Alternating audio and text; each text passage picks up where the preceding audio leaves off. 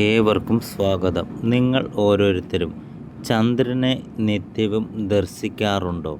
കറുത്ത വാവ് കഴിഞ്ഞ് ചന്ദ്രനെ ആദ്യമായി കാണുന്നതിൻ്റെ അടിസ്ഥാനത്തിൽ ഫലപ്രവചനം നടത്തുന്ന രീതി ജ്യോതിഷത്തിൽ ഉണ്ടത്രേ.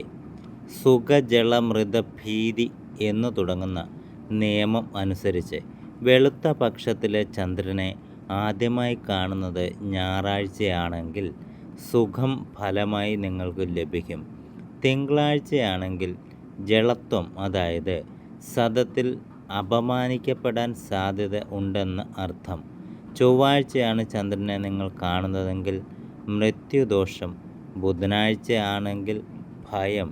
വ്യാഴാഴ്ച കാണുകയാണെങ്കിൽ ധനലാഭം. വെള്ളിയാഴ്ചയാണെങ്കിലോ സുഖഭോഗം. ശനിയാഴ്ചയാണെങ്കിൽ കൂടി രോഗം എന്നിങ്ങനെയാണ് ചന്ദ്ര ദർശിക്കുന്നതിൻ്റെ ഉള്ള ഫലങ്ങൾ.